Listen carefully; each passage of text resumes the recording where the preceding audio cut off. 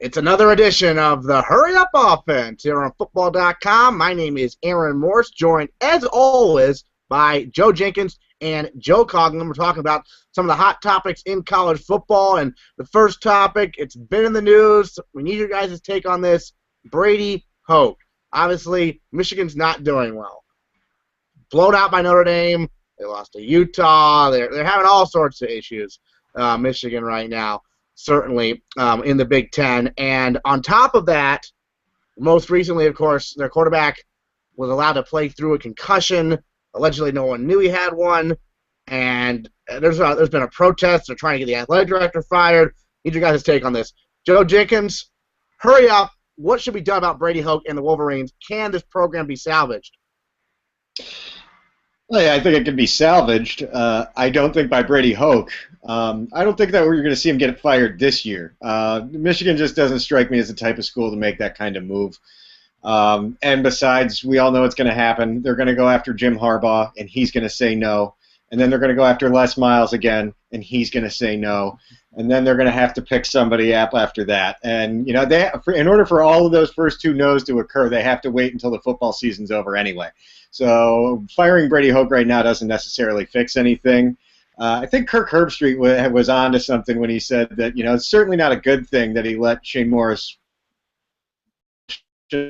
but, you know, this is a little bit of a witch hunt, too, in that just people are not happy with the way the team's performing, and maybe this is a way to get him in trouble and possibly get him out faster than they normally would.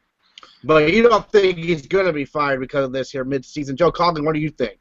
Hurry up. Yeah, I don't think it's a mid-season firing. I think the same thing. It's end of the year, and it's going to be based on his team's performance. I was going to say exactly what Joe did, that this just gives fans another thing to step onto and complain about. It's a good point of entry for a lot of fans to point to his firing, other than the play on the field, the product, which is god-awful right now.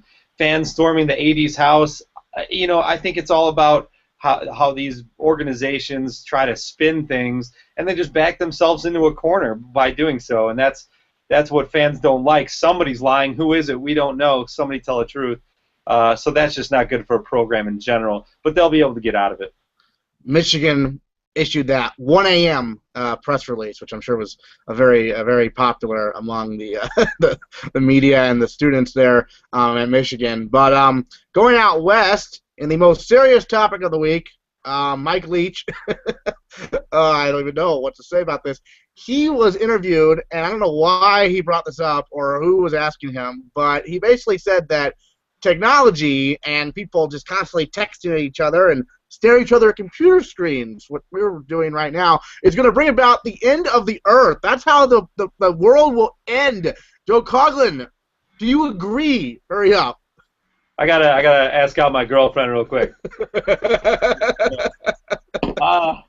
I don't know if I agree it's the end of the world, but technology, you know, we're all addicted to it, and it has kind of killed the formal, personal word. But hey, what are you going to do? Sign of the times. I don't think people are going to stop procreating because of this.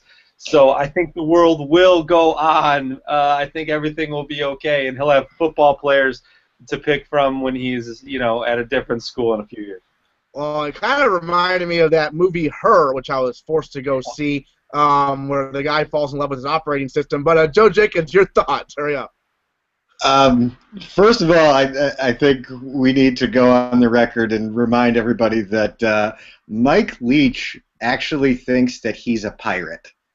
So this is fact. So, I mean, this doesn't shock me at all. But, I mean, you know, to date myself, when I was in high school, we didn't have cell phones. We had pagers. And, you know, pagers were supposed to bring forth, like, you know, the mass spread of drug abuse and everything else like that when we were sending messages with phone codes to each other. And none of that ever happened. So, you know, I mean, it's just, you know, it's the same thing. It's just newer technology. And, you know, Leach would do well to get with the times with it, too, because we see coaches who do pretty well recruiting using Twitter and stuff like that, like Butch Jones at Tennessee. So maybe he needs to catch up a little bit. I'm sorry, you had a pager in high school? What are you, like 45? What? I don't understand.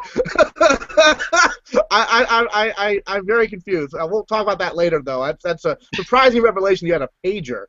I've never even seen a pager. I'm too young. Okay, so third down. I need your college football Final Four playoff predictions. If right now, extrapolating towards the end of the year, who do you think will get there? Joe Jenkins, hurry up. Cool. All right. Let's see. I think definitely Oregon's going to go. They're one of my teams. I think Oklahoma's going to go out of the Big 12. Right now I have Alabama, but you could basically just put SEC West winner in here because that's who's going to go in that spot. And then, right now Florida State, but my gut still says they're going to lose. And if they do, watch out for Michigan State because they're winning big and they could sneak in out of the Big Ten. Joe Coughlin, your Final Four at the moment?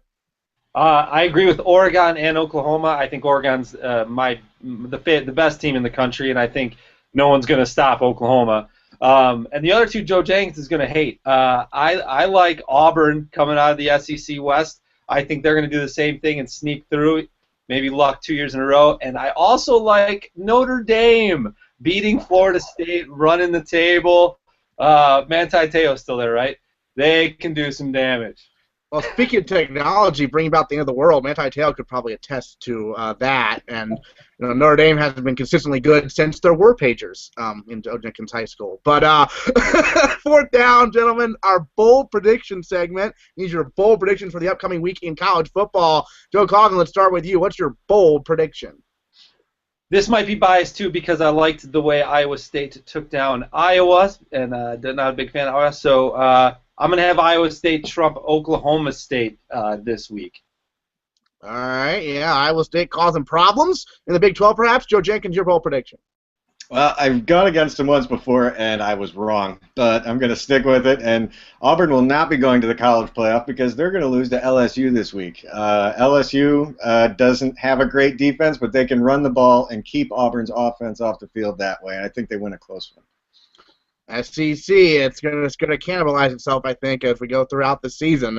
It's going to be tough to run the table in that conference, as we all know. All right, Joe Coughlin, Joe Jenkins, thank you so much for joining us. We'll be doing next episode via pager, and so you guys will have to be able to connect with us that way. I don't even know how the pager works, so honestly, I don't think that's possible. But thank you for joining us, and join us next time on the Hurry Up Offense.